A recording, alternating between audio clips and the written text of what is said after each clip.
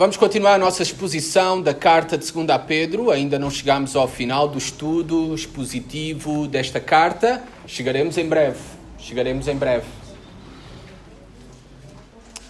Hoje estaremos em 2 Pedro, capítulo 3, do versículo 1 ao 10. Estaremos a falar sobre o dia do Senhor, o dia do juízo.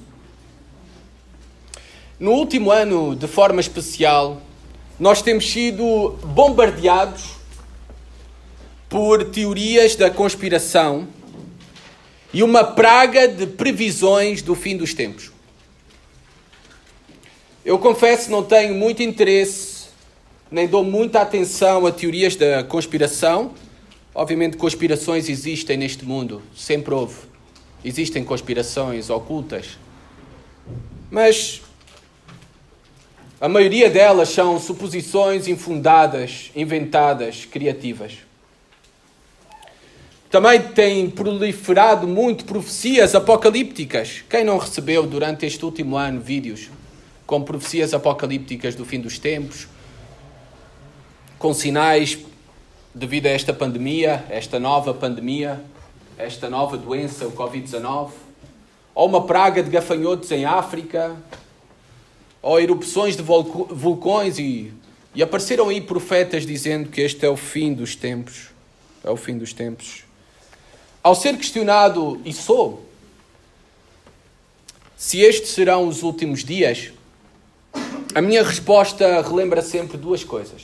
Primeiramente, vejam a história. Olhem para a história. Eu creio que os cristãos que experimentaram o terror da Segunda Guerra Mundial, aqui na Europa, principalmente, eles tinham muitas mais razões para pensar que eram os últimos dias do que nós hoje. Depois, segunda coisa, olhem para as próprias palavras do Senhor Jesus Cristo, e essa é a mais importante. Quanto ao dia e à hora, ninguém sabe. Nem os anjos dos céus, nem o Filho, senão somente o Pai. Não vale a pena entrarmos em suposições, em previsões. Não vale a pena, não sabemos. Apenas o Pai sabe esse dia e essa hora. Eu fico muito preocupado com cristãos mais interessados em decifrar e conhecer enigmas, símbolos, códigos, do que alegrar-se e deleitar-se naquilo que já conhecem. Fico muito preocupado por isso. No entanto, depois de tudo isto, desta introdução, eu quero efetivamente dizer e afirmar com toda a convicção que nos encontramos nos últimos dias. Por que eu afirmo tal coisa? Porque a própria Bíblia o afirma. De maneira clara para todos nós. Estamos nos últimos dias. O apóstolo Pedro vai falar disso agora no capítulo 3. Agora, o grande problema que temos no meio evangélico é a interpretação que damos a esta expressão, os últimos dias. Há uma grande confusão sobre quais são os últimos dias. E nós temos que entender que a expressão últimos dias refere-se a um determinado tempo nas Escrituras, que corresponde desde a primeira vinda de Jesus Cristo até à segunda vinda de Jesus Cristo. E nós estamos nesse período de tempo, por isso nós podemos afirmar com toda a clareza que estamos nos últimos dias. Agora é certo que esses últimos dias caminham para o seu clímax, para a sua consumação, que terminará com o dia do Senhor, o que a Bíblia refere como o dia do Senhor, o dia do juízo, o dia da ira. Pedro, neste capítulo 3, vai nos advertir sobre a vinda desse dia. Ele virá. Estamos nos últimos dias, que será consumado com o dia do Senhor, com o dia do juízo final. Vamos olhar então, com a ajuda de Pedro, com o auxílio de Pedro, para as características destes últimos dias, para a certeza da sua vinda. E depois, não creio que teremos tempo neste sermão.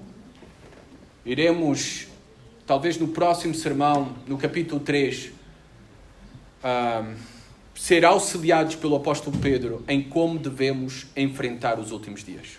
Primeiras características dos últimos dias. Vamos ler a Escritura, 2 Pedro, capítulo 3, versículo 1 a 10. Amados, esta é agora a segunda epístola que vos escrevo. Em ambas procuro despertar com lembranças a vossa mente esclarecida, sincera, pura,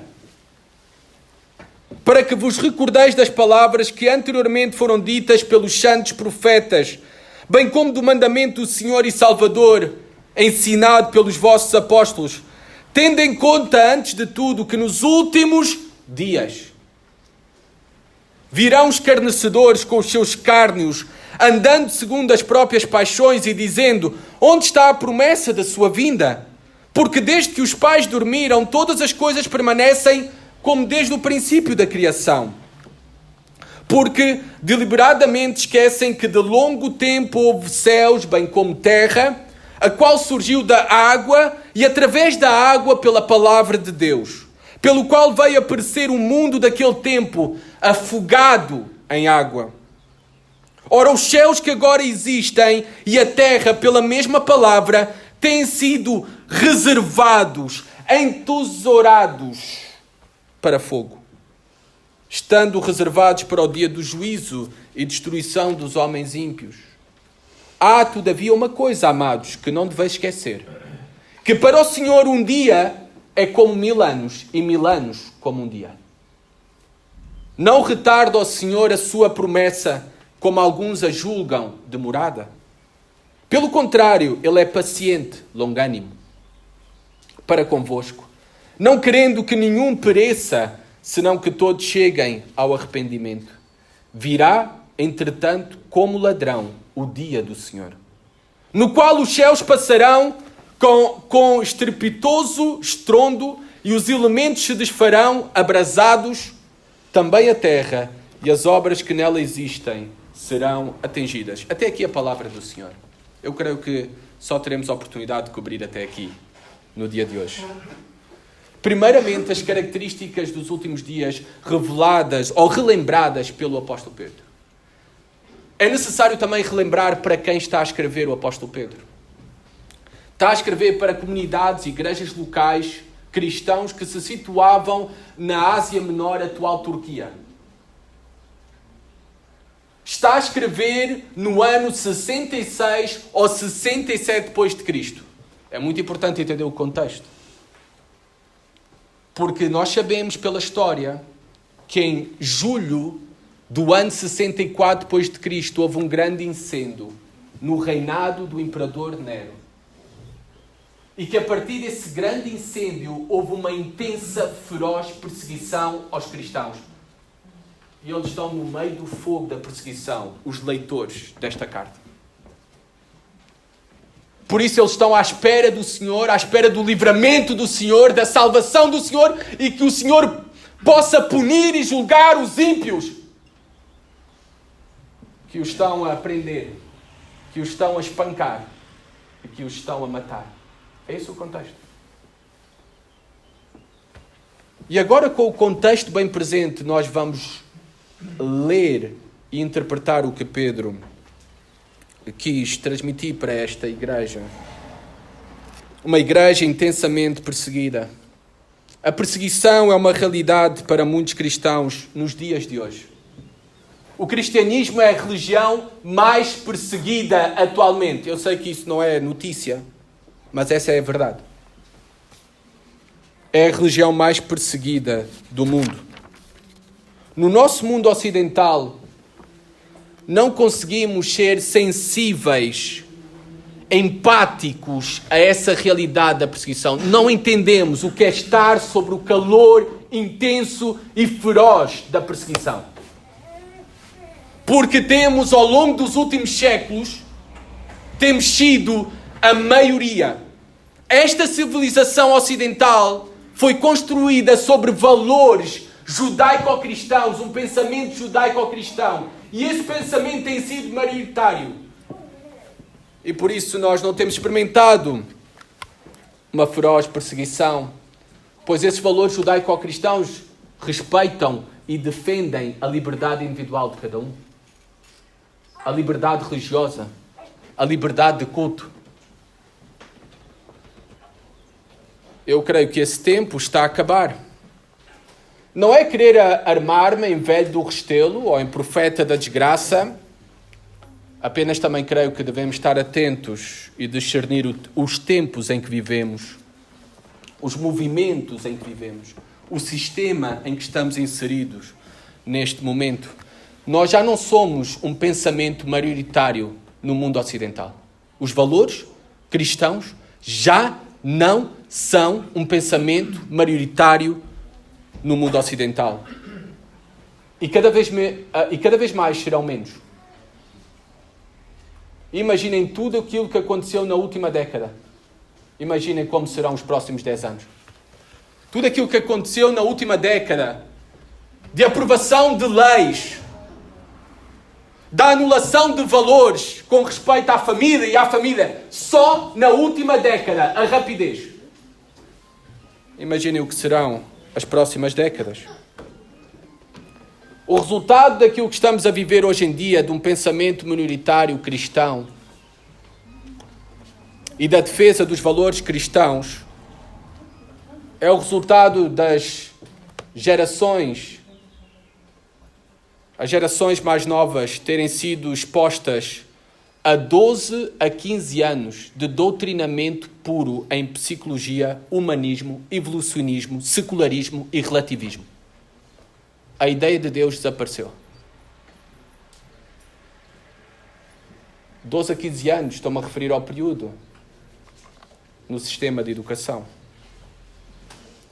É por isso que os estudos mais recentes dizem que 80% dos jovens nascidos em lares cristãos vão abandonar a fé. 80% quando chegar à universidade vai abandonar a fé.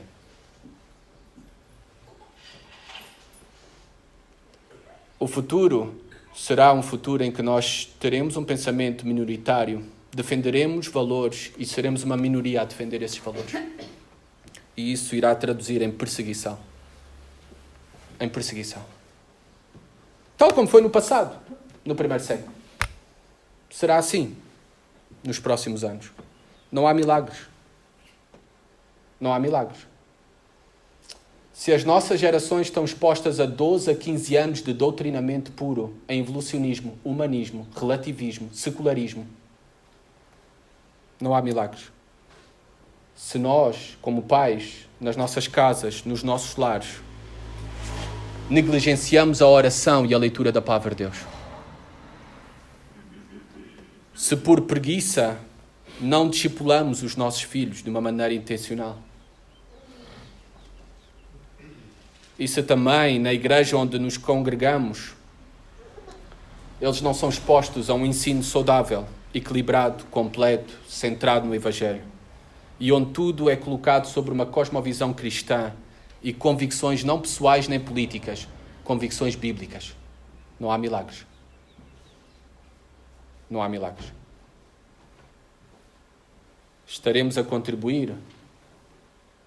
Se não fizermos isso, se não formos responsáveis, se não assumirmos a nossa responsabilidade individual e coletiva, estaremos a contribuir para a perdição, a condenação do nosso lar, dos nossos filhos e das futuras gerações.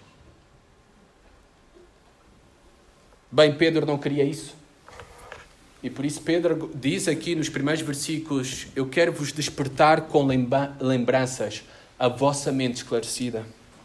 E para que vos recordeis das palavras dos santos profetas, do próprio Senhor Jesus Cristo e Salvador, que foram transmitidas, ensinadas pelos apóstolos. Pedro aqui começa por elogiar estes cristãos, uma mente esclarecida. Uma melhor tradução seria uma mente pura. Algo puro é algo sem mistura. Algo não contaminado.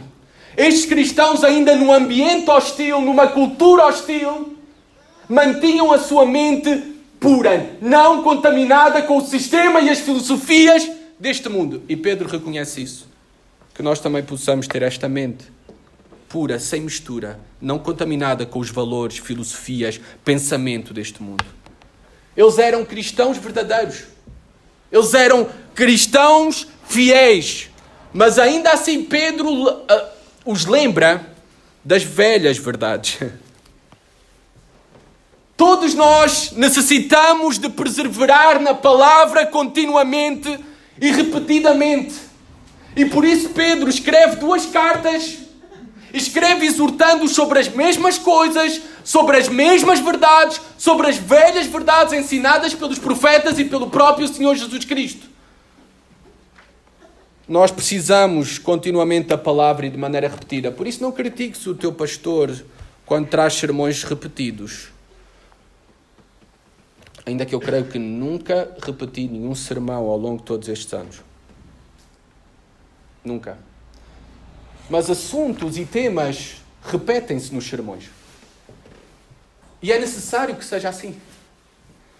Nós precisamos de continuamente ir àquilo que é conhecido, às velhas verdades, pois elas serão as únicas que nos irão preservar sóbrios. Elas são o antídoto para a toxicidade deste mundo e elas são o energético espiritual para sair e não cair no estado de adormecido. São as velhas verdades. É a palavra de Deus. Necessitamos de cada mandamento, de cada exortação, de cada ensino. Pois a nossa tendência natural é esquecer, é descuidar, é deixar. Necessitamos da palavra continuamente e de maneira repetida. Necessitamos vigiar e orar. E alguns perguntam, o que é mais importante? Orar ou a palavra de Deus? Como um pregador antigo respondeu a essa pergunta, é como perguntar, o que é mais importante? Inspirar ou expirar? Ambas as coisas são fundamentais e não iremos sobreviver sem elas. A palavra de Deus é fundamental nas nossas vidas, não uma vez por semana. Ela é fundamental para nós. Ela é a única proteção eficaz em tempos confusos, em tempos difíceis. E aquilo tudo que estamos e iremos enfrentar. Versículo 3 a 4, reparem. Antes de tudo, diz o apóstolo Pedro, tendo em conta antes de tudo, versículo 3. Aqui Pedro quer que coloquemos a ideia das características dos últimos dias. Antes de tudo, tendo em conta, antes de tudo, que nos últimos dias virão escarnecedores com os seus escárnios, andando segundo as próprias paixões. Escarnecedores se refere aos burladores, àqueles que se burlam de outra pessoa. Neste caso, pelo contexto, aqueles que se burlavam de Cristo e daqueles que acreditavam nas palavras de Cristo. E especificamente vamos ver que acreditavam na vinda de Jesus Cristo. Que estão à espera de Jesus Cristo. O mundo burla-se de nós. O mundo burla-se de nós. Aquilo que estamos a fazer e o tempo que estamos a separar esta manhã é algo insano para este mundo. Insano. Louco. Burla-se. Estas são as características dos últimos dias. Este tempo em que vivemos. Há burladores de quem é Cristo, de Cristo e das suas palavras. Como é que podemos identificar esses burladores? Eles estão fora, mas eles também estão dentro. Eles andam segundo as próprias paixões. Esta é a característica da apostasia, que será mais intensificada nos últimos dias. Uma das características dos últimos dias será um crescente da apostasia. A característica do desviar-se da fé, do desviar-se de Jesus Cristo, dos mandamentos de Jesus Cristo, é andar a ação contínua de acordo com os seus próprios desejos carnais e não combater e reprimir os mesmos. Todos nós temos desejos e temos que combater estes maus desejos. Temos bons e temos maus desejos. E devemos combater esses maus desejos, estas paixões carnais, ainda mais no mundo caído em que nos encontramos, onde somos tentados continuamente a viver sem valores, à sensualidade, à sexualidade, ao materialismo e ao existencialismo. E uma das características daqueles que são apóstatas e estão no caminho da apostasia, que nós vimos no último sermão, que é um caminho para a perdição, para a condenação, para receberem o juízo de Deus, é que eles andam de acordo às suas paixões, de uma maneira deliberada, voluntária. Um cristão pode pecar, todo cristão verdadeiro, sincero, pode pecar por descuido, por exceção. Agora, alguém que afirma ser cristão e de maneira deliberada, rotineira, está em pecado, anda de acordo aos seus desejos e paixões e às paixões e valores deste mundo, é impossível. Pedro diz que é impossível. Isso é característica dos apóstolos. Isso faz parte daqueles que estão no caminho largo e não estreito. No caminho da apostasia e não da fidelidade a Deus.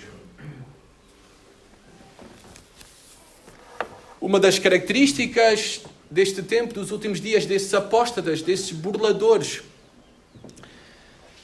é eles burlarem daqueles que acreditam na promessa da segunda vinda de Jesus Cristo. Reparem o que diz aqui o versículo 4. E dizendo, onde está a promessa da sua vinda? Porque desde que os pais dormiram, todas as coisas permanecem como desde o princípio da criação. Reparem o argumento deles. Eles se burlam, fazendo esta pergunta de uma maneira burlesca. Então, onde é que está Jesus? Então ele não vinha? Olha tudo o que já passou. Onde é que ele está então? Quando é que ele virá? Não virá coisa nenhuma. E eles tinham um argumento. Usavam, por exemplo, um dos argumentos que usavam, e é citado aqui pelo apóstolo Pedro, é a lei do uniformitarianismo. Esta lei do uniformitarianismo se baseia na ideia que tudo se mantém igual na criação, no universo, nas leis do universo. E está provado que o universo é um sistema estável, imutável. Por isso é que o Sol nasce todos os dias, põe-se todos os dias. Por isso é que temos a lei da gravidade, as diversas leis da física, orgânicas, dos organismos vivos, de reprodução e tudo. Então, essa teoria ela está muito ligada com o evolucionismo. O evolucionismo se baseia nesta mesma lei, pois se baseia que o desenvolvimento progressivo evolucionário de organismos vivos depende da ideia que as condições sempre foram uniformes. Se não é possível ter ocorrido o evolucionismo. Se as condições não foram sempre uniformes, então é impossível, porque muda-se as condições, não existe então forma de organismos vivos evoluírem. E isto era o que eles acreditavam e argumentavam. E reparem como Pedro vai rebater esta ideia, esta lei e o equívoco dessa lei. Versículo 5 e 6. Porque deliberadamente esquecem que de longo tempo houve céus bem como terra, a qual surgiu da água e através da água, pela palavra de Deus, pela qual veio a perecer o mundo daquele tempo afogado em água. Eles tinham esta lei, defendiam esta lei, obviamente não com este termo, como nós conhecemos, mas era o pensamento que eles defendiam, mas era algo deliberado, propositado. Eles fechavam os olhos a dois acontecimentos extraordinários e cataclísmicos que Pedro menciona aqui. Não, olha, no universo não tudo sempre foi conforme, estável, imutável. Não. Vocês estão-se a esquecer de dois acontecimentos explosivos, instantâneos. Primeiro, a própria criação. A própria criação de todas as coisas. Deus que criou e originou todas as coisas no momento instantâneo pela sua palavra, explosivo. A própria criação. E depois refere-se aqui a um evento bastante conhecido, o mais famoso de todos os tempos, um evento, um cataclismo, que é o dilúvio. O dilúvio. Em que deliberadamente eles se esquecem deste dilúvio o qual está registado nas Escrituras, como uma narração histórica verdadeira, e está registado fora das Escrituras. Muitas culturas, escritos até anteriores ao Pentateuco, de várias culturas pagãs, têm desenhos e registros de um dilúvio sobre a terra. Essa história do dilúvio já era uma tradição oral em muitas culturas. Em muitas culturas. Nós sabemos que o dilúvio foi a destruição da criação, não toda, mas a destruição da criação. Foram salvos 8 homens, refiro-me aqui a homens e mulheres, 8. A família de Noé. Foram salvas espécies, não houve a destruição completa da criação. Mas foi um evento de cataclismos em que a própria água destruiu os homens. 75% da superfície da terra é água. 75% da superfície da terra é composta por água. E ali em Gênesis 7:11 diz que a água veio de baixo, dos abismos, e de cima. Então, Pedro está a dizer, não tudo sempre foi imutável. Esse evento do dia do Senhor e da destruição do Senhor da criação, tal como Ele prometeu, quando voltar, já aconteceu algo parecido no passado e o Senhor pode voltar e vai voltar a fazer no futuro. Era este o argumento que Pedro estava a usar aqui. Versículo 7, reparem. Ora, os céus que agora existem e a terra pela mesma palavra têm sido entesourados para fogo, estando reservados para o dia do juízo e destruição dos homens ímpios. É a palavra que criou, a palavra de Deus que criou tudo de maneira explosiva, instantânea, e é aquela que sustenta tudo com leis, com uniformidade, de uma maneira estável. É a palavra de Deus. É o Senhor que sustenta. E quando Ele quer, só com um estalar de dedos, tudo pode colapsar-se, tudo pode desintegrar-se. Não confiem no universo, ou naquilo que conhecem do universo. Deus pode, aquele que criou, pode destruir tudo num estalar de dedos. E Ele o fará. Ele diz aqui que a criação está entesourada, guardada, separada para fogo. Ele prometeu não destruir mais pela água, por isso temos o arco-íris, símbolo dessa promessa que o Senhor deixou. Mas agora Ele irá destruir pelo fogo. No dia do Senhor, no dia da ira, Ele irá destruir pelo fogo. Olha, isso é muito mais fácil para nós entendermos esse evento de destruição da criação por meio do fogo do que era no primeiro século. Pois nós agora estamos, no nosso tempo, nós conhecemos a energia nuclear. Isso pode facilmente acontecer através da energia nuclear. A própria matéria que existe desta criação tem energia suficiente para a sua autodestruição. Tal como nos tempos do dilúvio, a quantidade de água desta própria criação, deste planeta, conduziu à destruição da criação naquele tempo de Noé. Agora também o fogo, a matéria existe, tem energia suficiente para a sua autodestruição. Só ainda não ocorreu porque Deus é quem mantém todas as coisas. Deus é quem sustenta pela sua palavra, diz Pedro, cada átomo.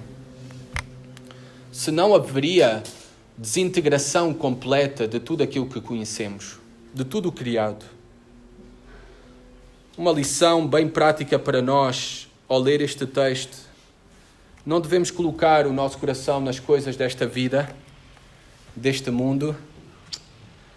Não as busques em primeiro, elas serão destruídas.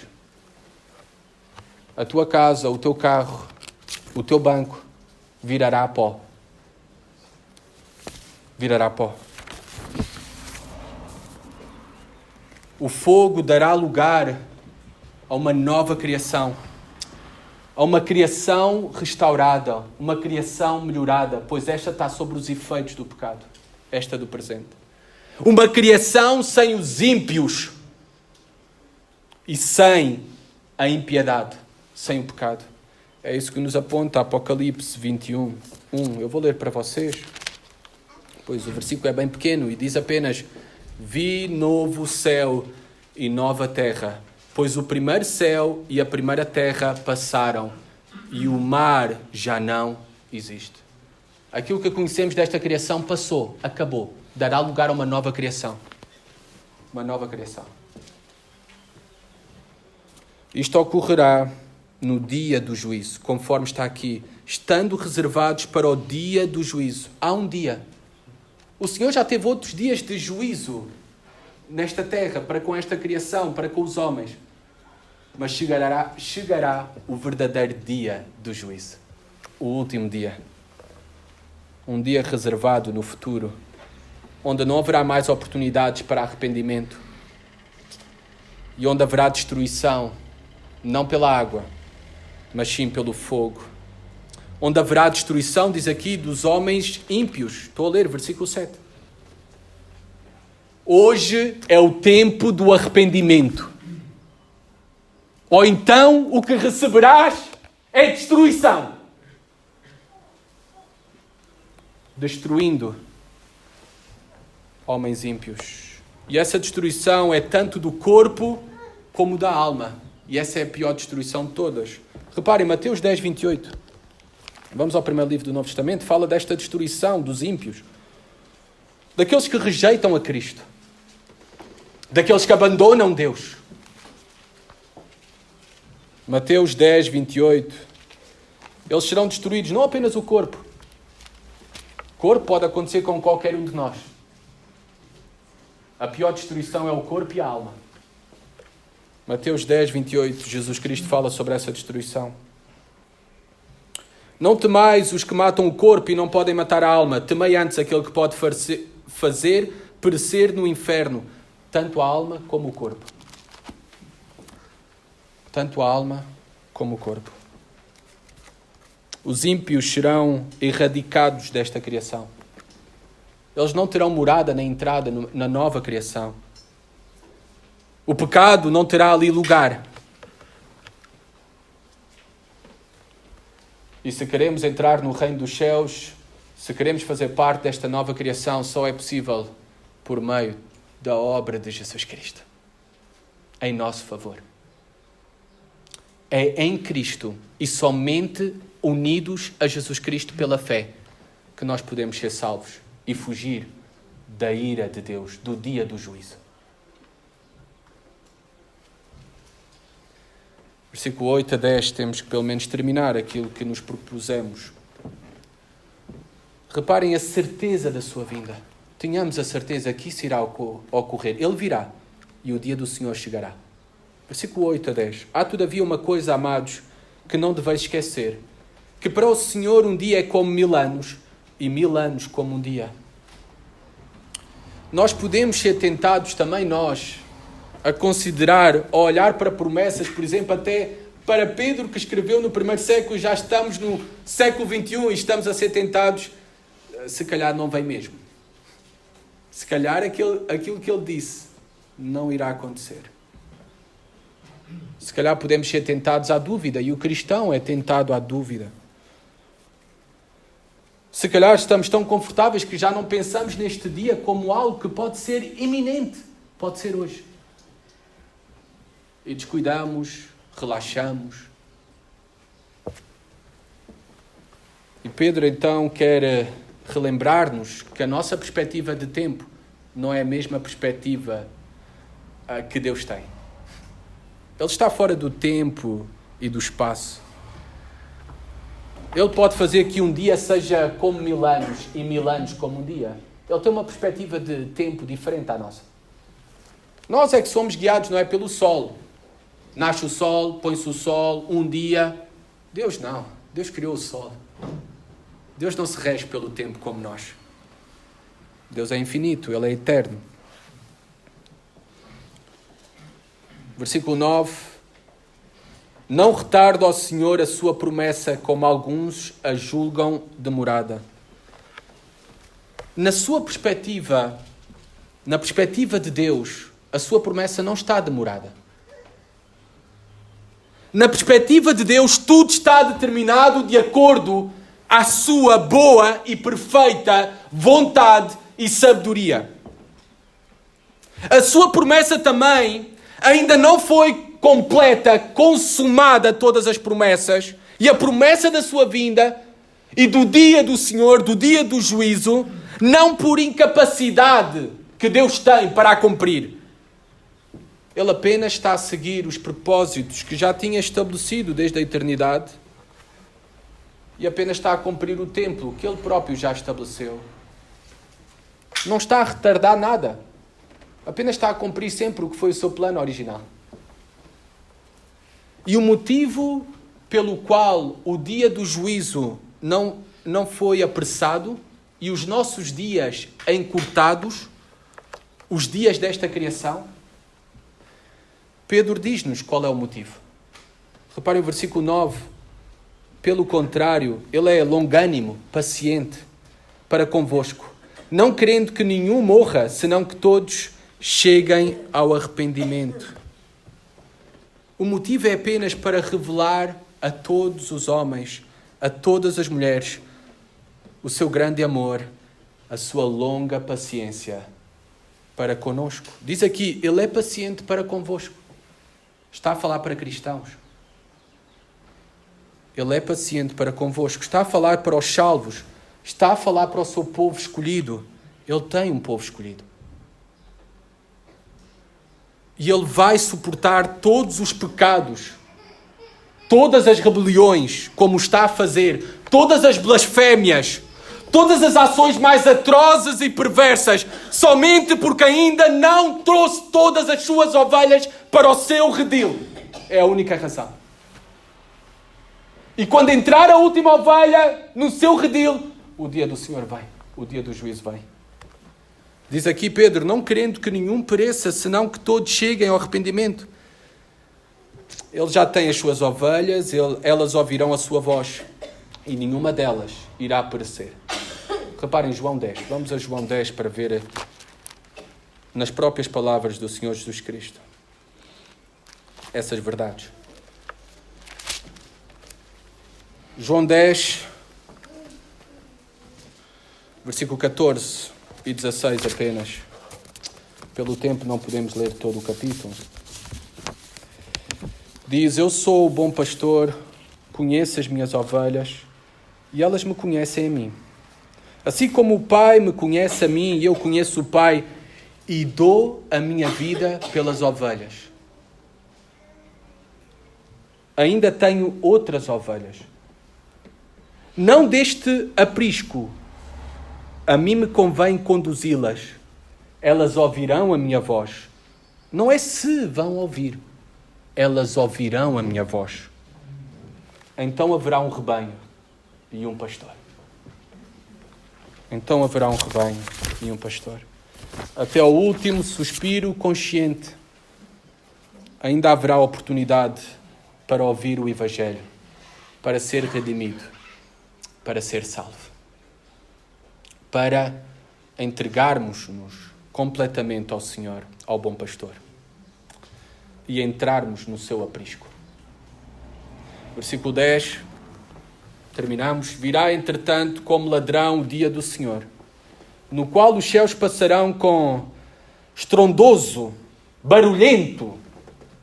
Estou a colocar em palavras, pelo menos, que é mais fácil para mim entender. E os elementos se desfarão, abrasados. Também a terra e as obras que nela existem serão atingidas. A necessidade de vigiar sempre.